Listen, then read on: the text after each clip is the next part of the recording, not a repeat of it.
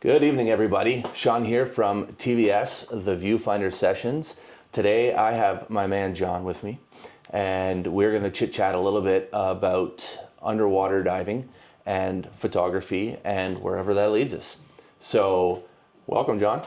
Let's have a quick chat and see where we go. Excellent. So tell us a little bit about kind of what got you into diving. Well, my dad and my aunt were scuba divers, and I always wanted to give it a try. So when I was done college, I got my basic certification, and then I just kept on developing my skills from there. I got my basic the first summer, and then I went back through and I did my rescue, and then my advanced, and then I got into rebreather diving, and now I'm doing more technical stuff with helium. Oh, that's cool. We were talking about before too, about the rebreathing is what it's called, right? Yeah, so I dive a rebreather. So what that allows me to do, it allows me to recirculate the same air over and over again, pulling from a mix of pure oxygen and a diluent mix, which is the same type of air that we're breathing right now, 21%. And then I have a steady stream of 100% that makes up for my body's metabolic rate of oxygen. So then therefore I can keep on rebreathing the same air. But there's still CO2 in the mix. So now I have these two sets of sorb scrubbers that scrub the CO2 out of my breath so I continue to breathe that air safely. And so I know what the partial pressure of oxygen is. I have two sensors in a computer that sits right in my eye, and then another 3 sensors that sit on a computer on my wrist, as well as an off-board computer that just tells me what's going on with the dive. That is so cool. Like, that's the kind of, I've always thought, I've said to my wife, like, when we've gone to, you know, the Caribbean or anywhere where we've traveled, and I'm constantly going, oh, I would love to learn how to dive, but I have a fear of water, which kind of stops me a little bit in doing that. But I've considered doing the snuba, which is, right, you put the tank over you and you can walk at about 10 feet or whatever. But how long does that rebreather allow you to stay under? 6 to 8 hours. Wow. Yeah. That's absolutely 700 minutes. That's absolutely crazy. And how far, like, I would imagine, like, does that differ depending on the depth, or doesn't matter, 6 to 8 hours, doesn't matter what depth you're at? Depth, not so much. Temperature, yes. And your work of breathing, how much you're using your scrubber.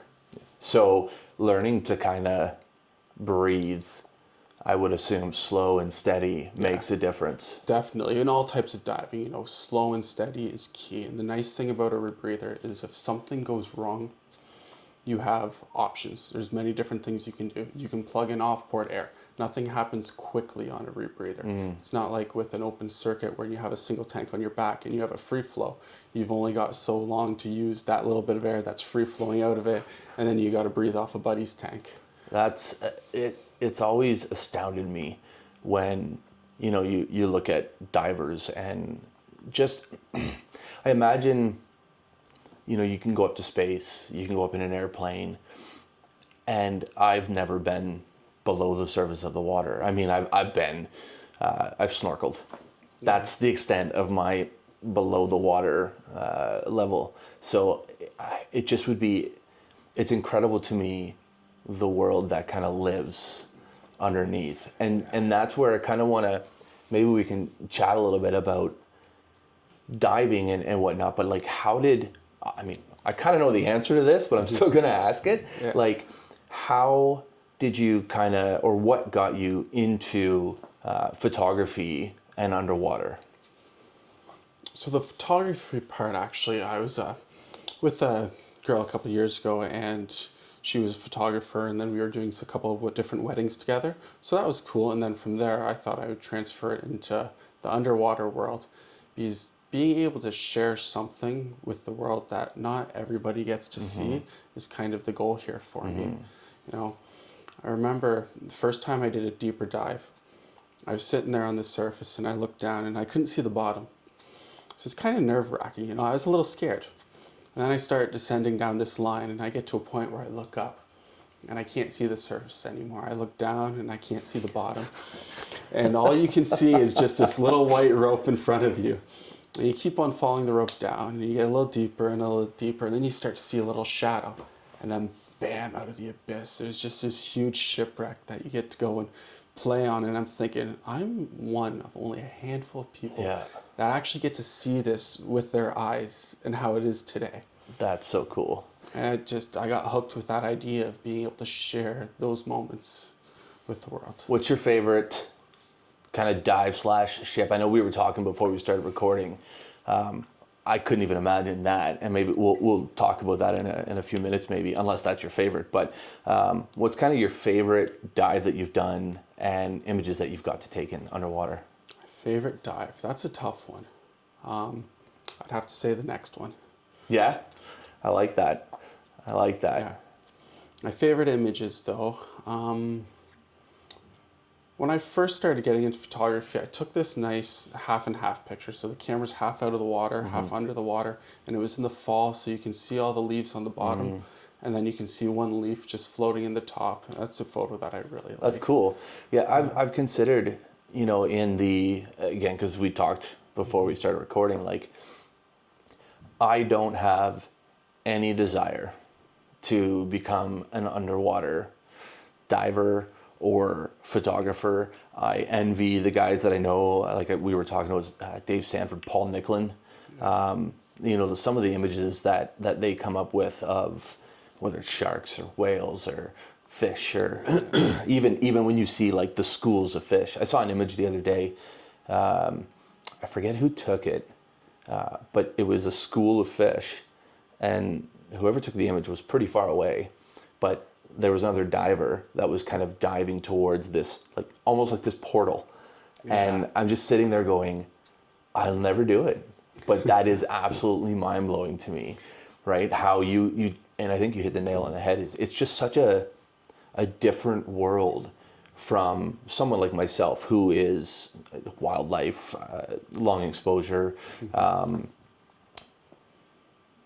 I love nature and what I can see with my eye, but I find I've been told a lot in my photography that the reason people follow me is they're never going to get to see what I've seen or do what I do, or maybe it's someone who is immobile and doesn't get outside much. I imagine, like you said, just hearing that gives me shivers, because it's like you're kind of diving into this abyss and you don't see anything, and all of a sudden there's this world that nobody, unless you dive, gets to see. So it's pretty crazy for me. And one of the things on this podcast, by the way, John's the first guest, that I want to kind of get to as well, if you're comfortable with it, is talking about, so you got into diving, which then obviously led to grabbing a camera. But what does, if anything, what does diving and or photography, or both at the same time, what does that do for you as a person? And to kind of set that up for you, like for me, I always tell people when I'm doing presentations, like, if it wasn't for photography, if it wasn't for nature, I wouldn't be here, from a mental health perspective. And so I really want to use the podcast to get into things like diving, underwater photography, but also kind of come back to that question of, what does it give you? So it gives other people a look into a world they don't get to see, but what does it give John? Sure. For me, it's an outlet I get down there and I just feel such a sense of peace and sereneness. I'm in a place where it's not, not a lot of people are there, not a lot of people get to see it, but the beauty is there. Whether if it's in an old shipwreck that has a lot of history to it, that's still very much alive in the depths, even though it's in a dark place, or if it's, diving in Egypt and seeing all of the pretty coral fans that have been down there for 100, 200 years, and they're just massive fish everywhere as far as the eye can see, and the variety of different animals down there is just so unique, and that inspires me to keep on pushing more for that.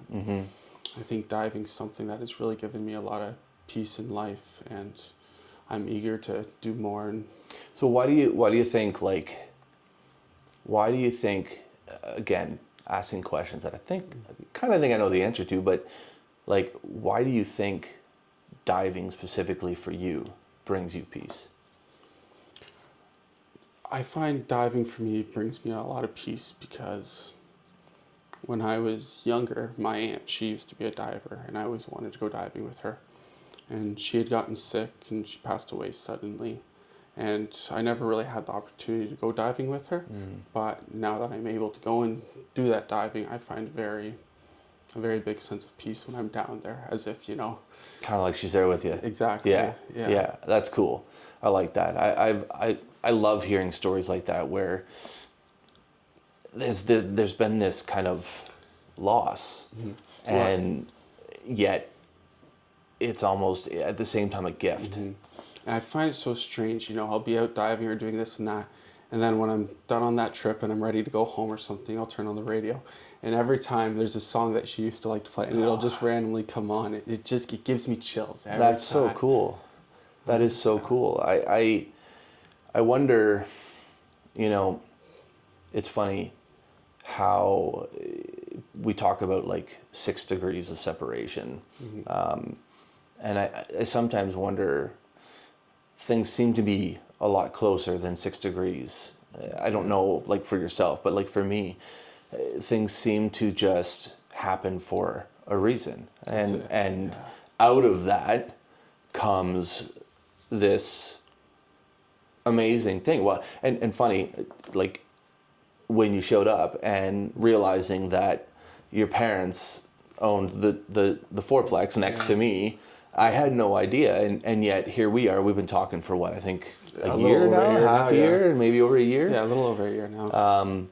And no clue that there's that much of a connection there. And I just really find that that's unique in travel. It's unique in creative outlets. It's unique even in our area. I always joke with people. I mean, Sarnia Lambton, it's insane how I've traveled around the globe and I somehow find someone who's from Sarnia or, you know, Sarnia Lambton or Forest or somewhere nearby. But where did you grow up in this area? Yeah, so I grew up in Dresden.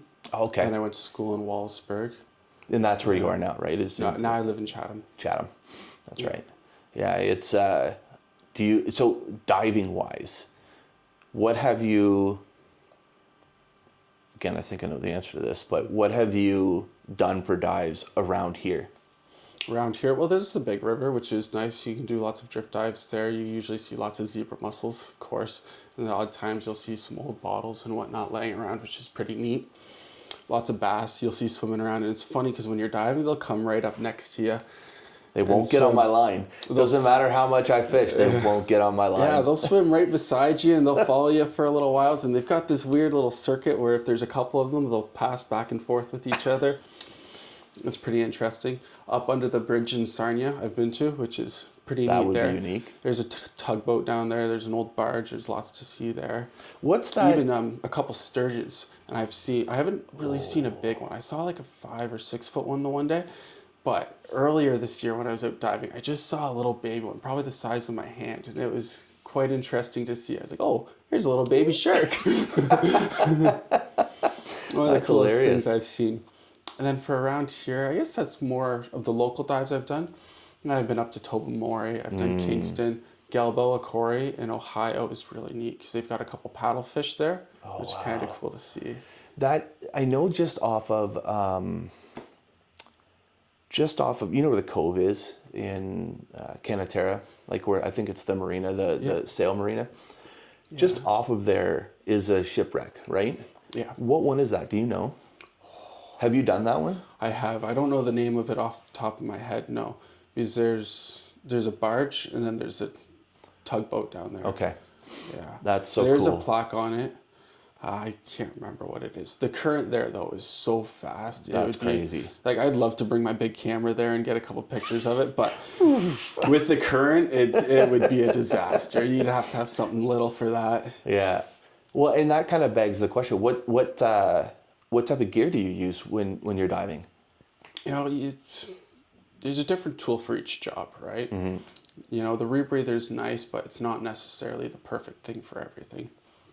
In the big river, I think personally, a single tank or a set of doubles on your back is ideal. But then when you're doing your deeper dives where there's no current and there's more technical stuff going on, you're breathing different gases, the rebreather is ideal. And when it comes to photography stuff, what are you using when you're going down? The rebreather is excellent for that because with the rebreather, you don't make any bubbles. So you can get nice and close to the wildlife and it usually doesn't bother them. So on my last trip when I was in Chuck Lagoon, it was really neat. There's probably, I don't know, I want to say it was a 16 or 17 foot gray reef shark.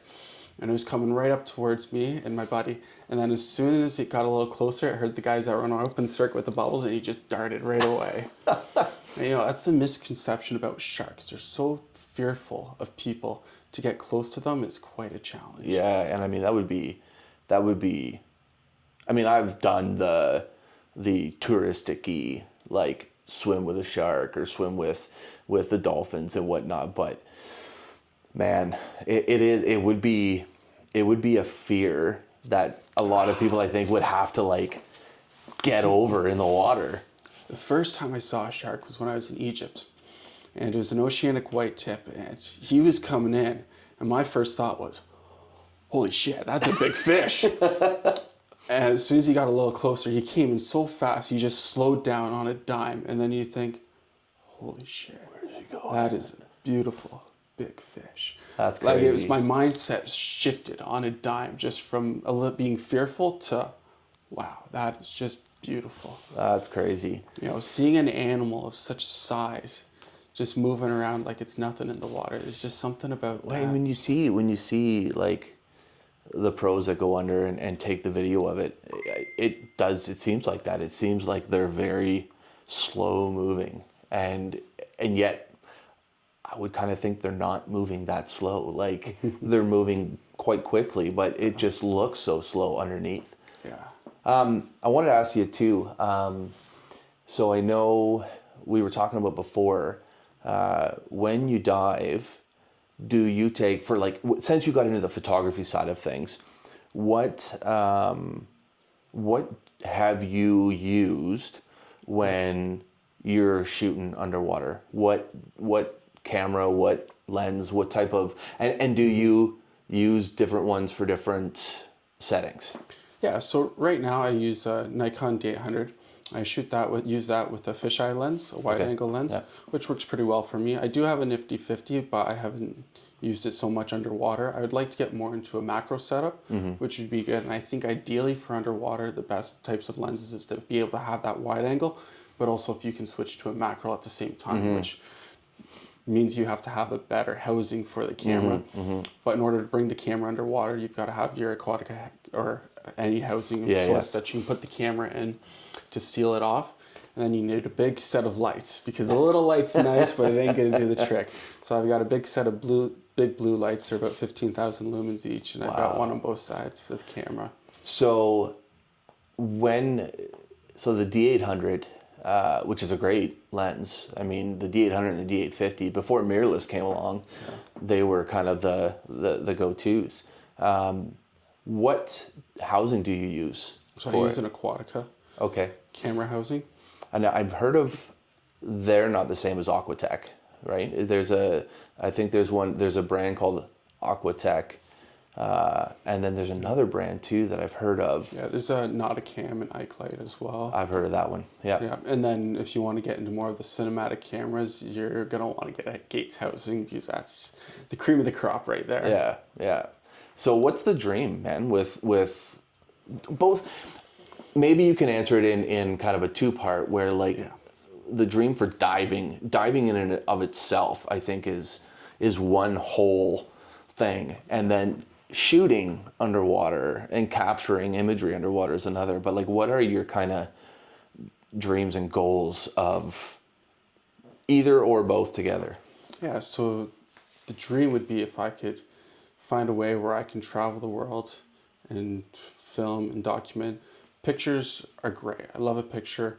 I feel like it's a silent way of telling a story, but you can't tell that story without more context. So that's where the video has to come into play. So a little bit of both of that, but the big idea is if I can travel around, film, document, and share the beauty of the underwater world with the the rest of the world. That would be the dream, yeah, man. That's the idea. That's what I'm kind of working towards little by little. So what when you say, like, just to capture on that, like little by little, what are some of the things that, like, again, it's pretty niche, but like if there's anybody watching or listening who dives now but doesn't do photography or does photography and would love to learn how to dive, like what are some of the things that you're doing to better yourself, but like how can people kind of get into this world of underwater diving and photography, and what kind of tips and tricks would you recommend?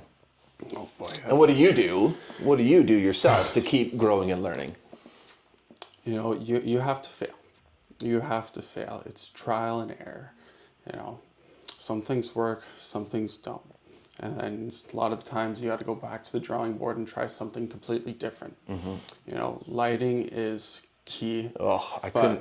regardless of if you're going to be doing this, it's going to be quite pricey. Let me tell you, there's nothing cheap about diving, especially underwater photography. It's funny because, I mean, photography alone is incredibly expensive. So to add in the aspect of diving. Yeah, now you've got to add this big housing on your camera, and then you've got to add in lights as well.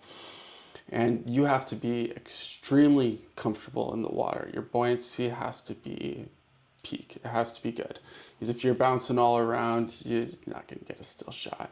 Yeah. There's a lot of different aspects to it. And you also have, at the same time, have to be able to manage your gas consumption, your computers, your depth, what you're going to do about deco if you're going into deco. There's all sorts of different things to manage all at once. And talk about that. I know what you're talking about there, but like explain what that is, how it happens, and what to do in those moments. Yeah. So when I first started getting into photography, underwater, you know, it was very overwhelming. It was too much. I was definitely I still am, you know, trying to run before I walk, so to speak.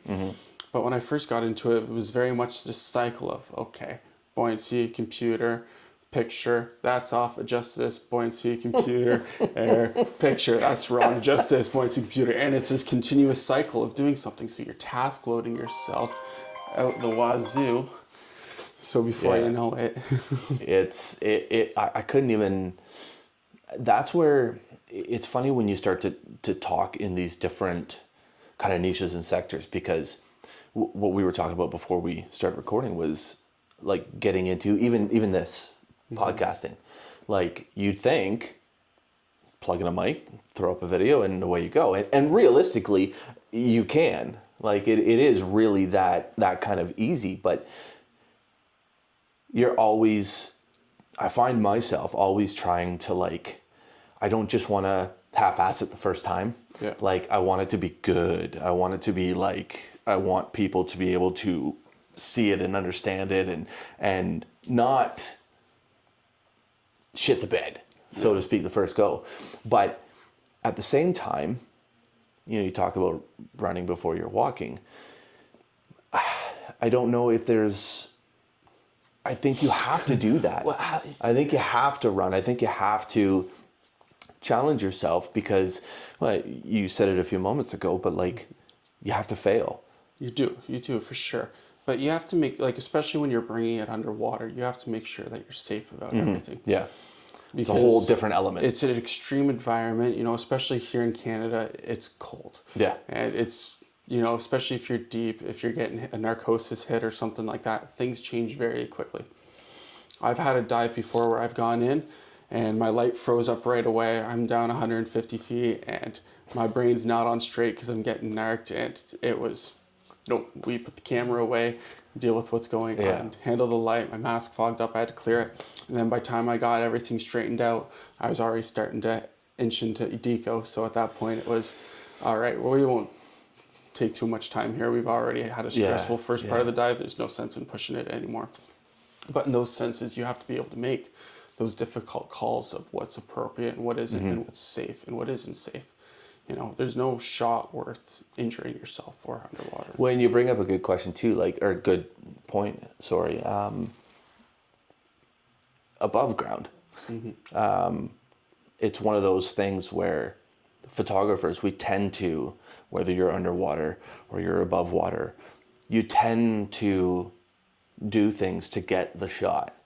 And one of the things, I mean, I'm guilty of it. Everybody's guilty of it, right? Where you push it a little bit, you get a little too close to an animal, you go a little too deep, you try a little too much. But it's in those tiny little failures or people that kind of point out to you, like, probably not a smart move. And one of the things that I really have been pushing in the photography side of things to myself, but to others as well, is nothing is worth the shot. Like, whether it's scaring wildlife, whether it's causing wildlife to change their characterization, their character or their personality or their, you know, whatever's happening. If you've altered that, that you've altered it, right? They are no longer paying attention to what they were doing. And so I love that you touch on that, because it's equally important above and below, where constantly reminding yourself, as a diver, as a photographer, nothing's worth it. Nothing is worth, not nothing is worth. There are some things that are worth getting a shot, but death is not worth getting the shot. You know, affecting wildlife or affecting another person. I'm just thinking of it in my head, but, you know, let's say you don't put that camera away. And I imagine you typically, do you dive solo or do you dive with others? I always try to dive with a buddy, yes. And again, solo's fine because you can do that solo, but it's one of those other things where keeping that camera out, now you're not only putting yourself in danger. If something happens to you, your partner's the one that's going to have to take care of you and figure out how to quote unquote rescue you. And so it's a great point that I really want to focus on in these different conversations that I'm having on the podcast of push the limits, push the boundaries, because it's those who push those limits and boundaries that get those images that are world changing, right? I mentioned already, but like I think of guys like Paul Nicklin and his partner Mitty. They have done some crazy things underwater and above water to get images, but they're also pros who have made a whole bunch of mistakes and learned to get to that part where, but even for them, right, their limit for what is too far is a heck of a lot different than what our limits are for what's too far, right? That reminds me back to when I first started using the camera. You know, I was told a lot, like, you should slow down a little bit, maybe don't bring the camera on this dive, yada, yada, yada. And I still try to take it out as often as I could and push that. And now I'm a lot more comfortable with it. But if I didn't push that at first, it wouldn't have worked. But I was trying to learn a whole vast set of skills all at once in a hurry. Yeah, well, and again, it's that whole understanding, like, it's okay to try to push it, but the fact that in that one kind of situation you mentioned, right, like you get to a point where if you can realize, I got to put this camera away because I need to focus on my safety. And I think that's the key is if you push yourself, we push ourselves to these limits, but can we, when it's necessary, put the brakes on and go, hang on a second, what's more important in this moment? A shot of that shipwreck or that fish or that bear or my life or the safety of the people that are with or around me. And I think that's key, absolutely huge key that we often forget. Definitely. That's one thing we like to say, you know, everybody's a good diver until shit hits the fan. And then you get to see who's really a good diver and who isn't. Yeah, well, and it's funny, like when I was in the, up in Churchill there with the bears, I think it was my first time up, and we were out on a buggy, tundra buggy, and there's always one in a crowd, and he kept putting his fingers through the grate, and I'm like, what are you doing? Like, why are you doing that? Like, and I don't even understand why he was doing it, but like I think he was trying to get cameras close or whatever, and not too long after, we had a polar bear comes up right underneath and stands up and puts his nose right up to the grate, and he's sniffing my boots, and you know, I'm just sitting there going, like, nothing's worth what you're trying to do. Like, just stop. And I think that's the age-old thing in all things in life, but like when we talk about photography and in your case, you know, diving, is just making sure that you understand yourself, you understand your limits, and when to put that brake on. I think is key. Yeah, that's I know when I first saw you kind of come across my feed about a year ago, like I was saying to you, right? Like, I find what you're getting into. I mean, you've been diving for quite some. How long have you been diving? You said like 5 years now. 5 years. Yeah, 5, 6 years. How many dives have you done? Do you know? Oh, well over 100. Yeah. Wow, that's crazy. Like, so you've been diving for some time, and the photography is kind of what's coming into the picture, which makes sense because, I mean, like you said, once you get underwater and you've sort of become an expert at diving, then you start to go, okay, the world's got to see this. And I remember I seen an image, and you kind of laugh, and like, I've been doing photography for some time, but like, you can take an amateur shot of yours, and someone like me will go, oh my goodness, like, that's a shipwreck. Like, I'm so jealous of watching the shots that you put up, because it's like, photography is much more difficult underwater. I'm sure once you get into it, it's no different than what I'm doing, but there's a learning curve there. But I just imagine that once you've kind of mastered the art of photography underwater, how much crazier it gets. But just seeing what you would consider amateur shot, I look at it and I just go, God, that's better than anything I put up, because it's so different. Yeah. It's so unique. Well, to get a great shot underwater, it's not a one-man show. You need a team of people. You gotta have people at different angles holding lights in a certain spot. You gotta have a safety diver around, and then you've got to be back and try and frame everybody in the right position and make sure that you don't Nobody's kick up too in much there, silt. And I'm sure it's quite the challenge to get a great shot when you've got that circus of people down there. But it's definitely, one guy isn't going to do it by themselves. You need a team and when you get into especially when you get into, like you said, you want to go down that more film documentary, I presume, kind of avenue. I'll watch it because I love it. Yeah. But it's like, when you look at the gear that they use and the teams that they have, it just is absolutely insane to me.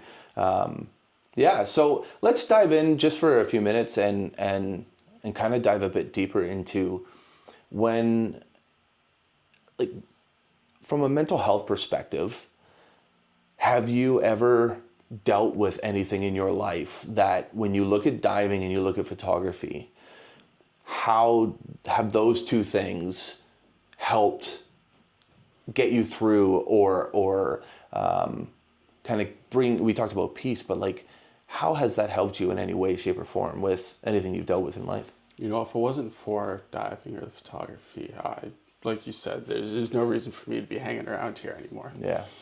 I went through a time where I was having, substance issues and made it through that. But throughout that case, if I didn't have diving, I would have never had that push to try and fix my life and put it back together. Yeah.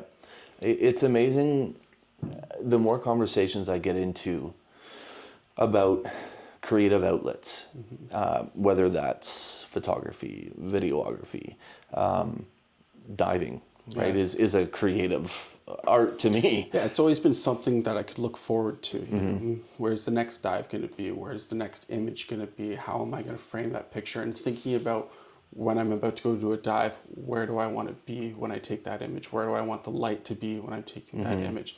How do I want it to look? And I imagine that's the other aspect of underwater stuff, is a lot of planning, because you got to stage your lights, you got to plan your dives, you got to plan your gases. I want to go shooting right now. I just grab my camera and head to the nearest field. With you, it's like just the fact of getting dressed and then getting your tanks ready and it's a whole ordeal. You got to put your gear together, you got to put your camera together, you got to book the trip, you got to book the boat, you got to get out there, you got to have a team ready, and then you got to make sure you've got all your lights and gear ready to go.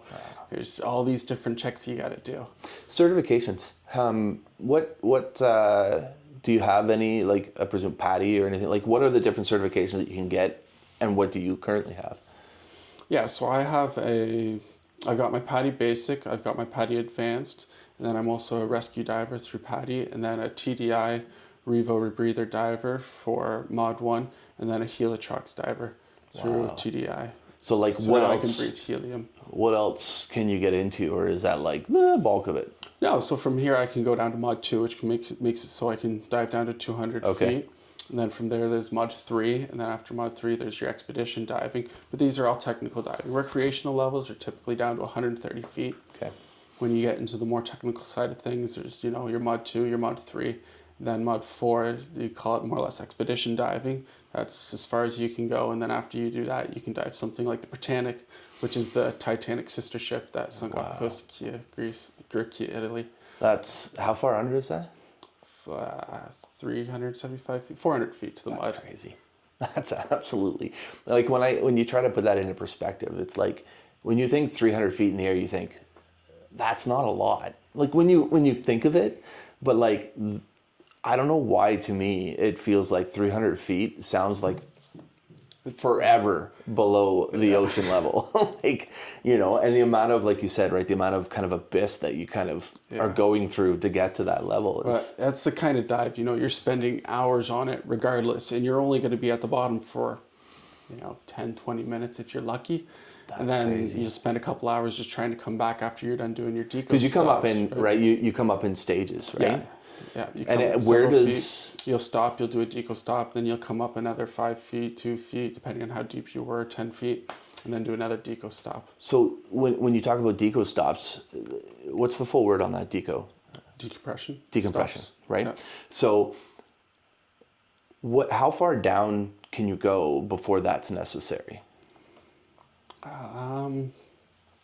After about 30 feet, 35 feet, you should do a safety stop. Okay. But realistically, if you are, diving open circuit, single tank on your back, they call it a safety stop because you don't need to do it, but you should do it for your safety. Mm-hmm. Once you go into deco, though, at depth, that's when it's mandatory. That's when there's not a physical, but there's a roof above you. And if you go past that roof, you've got too much nitrogen dissolved into your bloodstream. Those air bubbles are going to start to expand way too quickly, and then you're going to have a blockage, and then you get bent, and then you got to go for a chamber ride. And then So you're is in there trouble. like a level that hits, or is that where you trust your monitors and everything that you've got with you? It's called decompression theory at the end of the day. It is theory. What works for one doesn't work for all. Way back in the day, the Navy divers, they did tons of testing. A lot of people died, and they figured out what works and what doesn't work. But at the end of the day, it's still just a theory. There was a lady in England recently that did a podcast, you could say. She talked about how she's one of those people that didn't quite fit in that theory, and she got bent out of her mind, had to go to a chamber ride for 6 hours. Luckily, it was just 6 hours, which isn't so bad, but... That's crazy. It just introduces such a whole new meaning. Like when I think of photography and how much I love it, there are certain niches that I look at and I'm just like, that is so different. Like underwater being one, macro, right, is another aspect of photography where it's different gear, it's a different setup, and I love it. I absolutely love it, and I love how people can take something like diving, something like hiking, and you start to combine these sort of passions that allow you to get out and learn, see, and experience things that you just wouldn't if you sat on the couch watching TV. For sure, being able to look behind the walls, that you never knew existed and see life from a whole different perspective. There's some sort of beauty in that. Yeah. So, we're probably going to finish up here in a few minutes, but what are your goals for, like we know, moving into the future, film and hello, Nat Geo. Yeah. We're here. We're just, tell us what we need to do. But what, for 2026, what's kind of your goals for this year? This year, I'd like to work more towards into the video side of things. Definitely, I've got a couple things in mind. You know, doing a couple Tobermory trips, maybe going down to Florida to do the SS United States that they're going to be sinking soon. Oh yeah. That's an idea. But doing more of the video side of things and working on the editing portion, because there is a learning curve there for me still. Yeah. And then hopefully, eventually would be to work towards getting a Komodo X and doing more of the cinematography stuff and starting to make short film documentaries of the shipwrecks in the Great Lakes that are kind of hidden that nobody really knows about. Yeah. It's the idea here. Because I know, like, I mean, I know the stuff exists and it's out there, but it's not like, There's the it's Wex. not hip and cool. Like, nobody's gone, I don't think, anyways. You probably know better than me, but like, I haven't seen anybody do anything special on the Great Lake shipwrecks. Yeah, well, even as close as Grand Bend, we've got a ship called the Wexford that sunk in the storm in 1913. There was 12 guys on board. Not one of them was older than 18. Wow. And they were carrying a load of corn, and it went down in that storm and just disappeared. Wow. And they were kids no older than 18, 19 on that ship. Wow, eh? That's cool, man. I like I say, when we first kind of connected, I just am drawn to what it is you're doing. And one of the things that I've said with TVS, and it isn't about an individual, I don't think. I think it's about connecting with other like-minded people and promoting each other and helping each other and working together. Like just today I was on a phone call with a lady, and just the contacts that we're making together and kind of the work that we're now looking at doing together. And it's this business of photography is so huge that everybody has an opportunity to make a difference. You talk about wanting to show people, the world that's below, and I get that same passion, even though there's millions of us. I get that same passion every time I go out and I see a cardinal or I see a blue jay. I always tell myself, I'm not shooting it today. I'm not going to shoot another godforsaken blue jay. And then it just stares at me and I shoot it. And,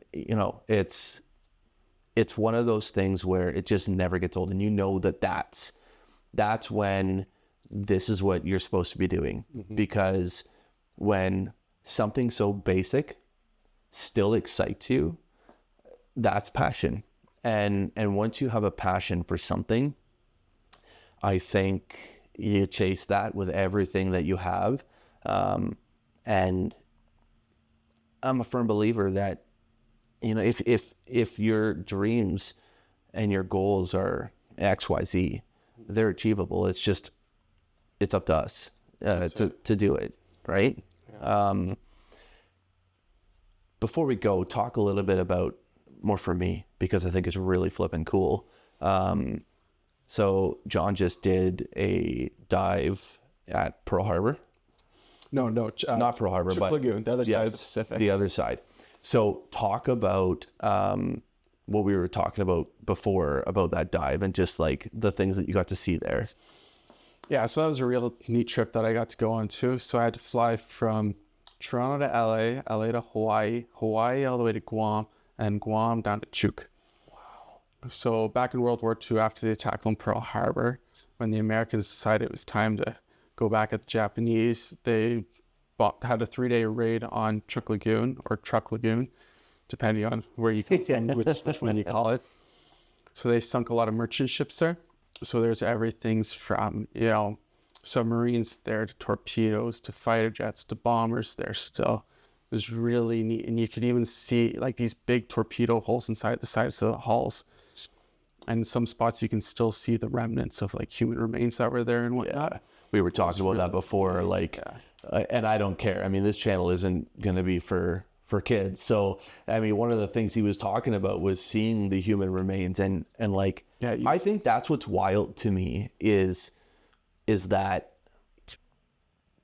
in that world underneath the surface of the ocean and the lakes, there's not just things and fish. There is like the stories of that. Well, there's the history of it, right? I mean, to think that there's still the imprint of somebody's hand that's been down there for 80 plus years, and now there's been reclaimed by coral life and fish, and something that was so sad at the time, where the Chuukese people really suffered from, has now turned into quite something very beautiful. With all the different colors and marine life and anemones that are there. You know, even though the ships aren't up and afloat anymore, there's still a lot of life on them. I used this story recently. I was in a familiar cemetery in London, and it's known for a family of deer that are in the cemetery. They live there all year long. And I went, and I was walking one day, and I was just shooting, and I'd seen a few deer, like adult deer, but I had never seen fawn, like a baby deer, let alone captured it. I mean, I've seen them in zoos or wherever, but so this elderly couple were walking, and we got to talking and chit-chatting, and long story short, they took my information, and then like 2 days later, she called me, and she's like, a fawn was just born. And so I went searching, found the fawn, and took shots of this fawn. And one of the things when I was editing it is tying into what you just said there.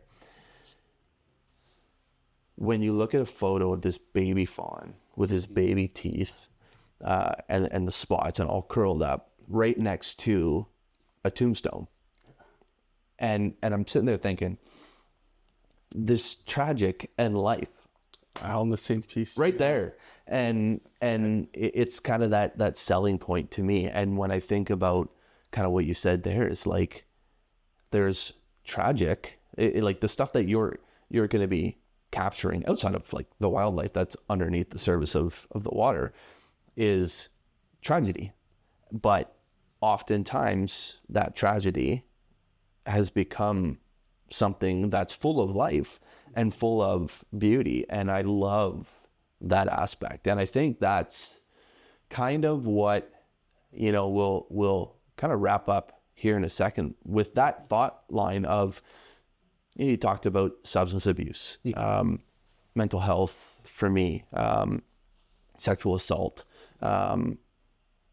You look at the tragedies in our own individual lives that we faced, and how photography, diving, hiking, winter camping, like these things that we've taken and are able to tell a story with what we're doing, but also look at what we're doing being the very thing that kind of, I don't want to be corny or anything, but like saved us, right? Like, No, you know, and it really did. And I think, you know, when you look at that conversation from you and the deer for me, like, there is so much tragedy. And I mean, I'm not going to get into what's even been happening the last few days in the world, but there's so much tragedy, and I struggle every day, and I'm sure you probably do as well, in looking around and just going, oh gosh.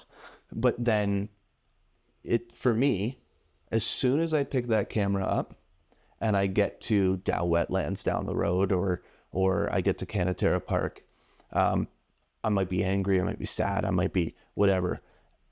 Within 5 minutes of being behind that lens, I've taken notice, and I'm laughing because I'm following this stupid golden crown kinglet that flies like this, and I'm laughing.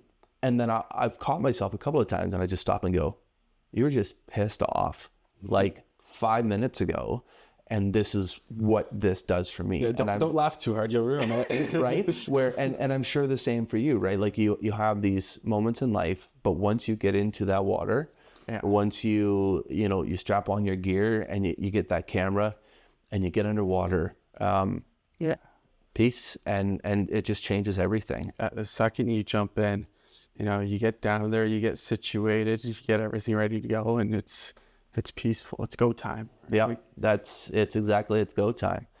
Well, man, I am super stoked that we finally got a chance to actually meet. Yes. And like sit down and connect. And I don't know how. I know someday we'll do something together. Yeah, we'll definitely do when this. it comes to photography. I'm learning to say never.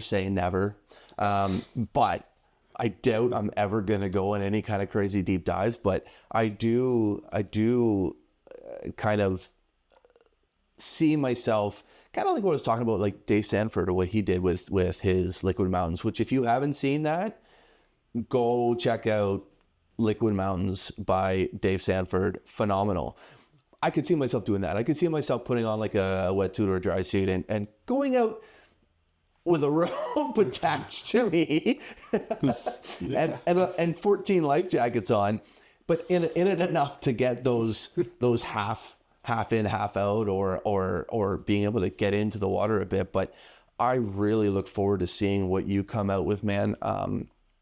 I am excited to know somebody who's in the underwater world, and not that you asked for any advice or elicited any advice, but and I don't even think this is advice, but just know that I care. I give a shit about what you're doing, because I think it's really cool. I think it's really, really cool to see what you're doing. And then even in this, and I'm sure, I mean, I'll have you on later on as things progress, and but like, just to hear your passion and hear your story and dive a little bit deeper into that.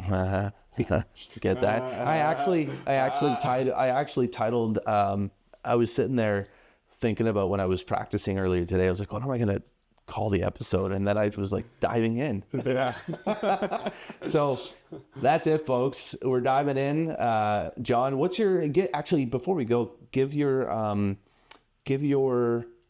kind of contact, like the stuff that you want to give, where people can find you, and kind of even the next big dive that you're doing, and we'll kind of end on that note, but let people know where they can find you. Yeah, so you can always follow my Instagram at thedivers_log. And the next dive is to be determined, but we're looking at a couple things over in Florida. So that sounds cool, man. Yeah, he's on Instagram, and that's how we connected.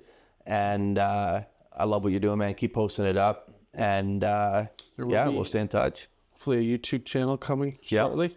That's cool.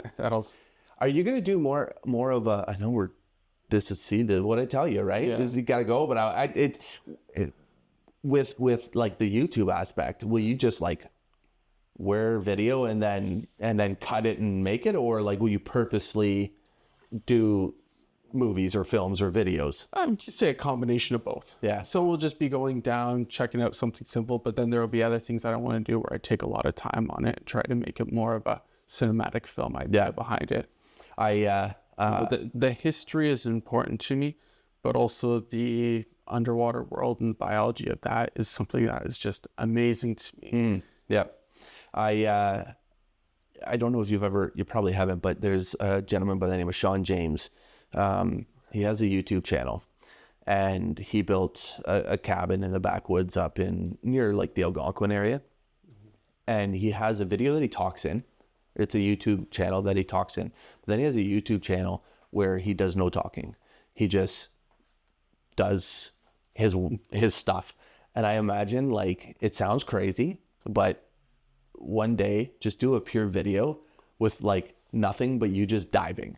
I'll watch that. I'll be the one single view on that. But like I feel like nobody's doing that. And for some reason people like these videos that there's no talking. It's just people doing woodwork or people building a log cabin, or like going through how long it really takes to assemble all of this equipment. Well, and that's another cool thing to look into doing as well. And I'm always here to be the guy to help with that stuff. I'll help video you getting into your gear and saying bye-bye as you hit the level of the water. But yeah, man, I appreciate it. I'm so stoked that we got together. And keep following us. Follow him on Instagram. Is it the divers? The divers _log. And check some of his stuff out from underwater. And obviously, you know me, TVS, the Viewfinder Session, and Ominers Photography. But we're going to head off and have a little bit more of a chit chat and drink some water. But I hope everybody's enjoyed this, and we'll see where we go from here. Cheers. Cheers.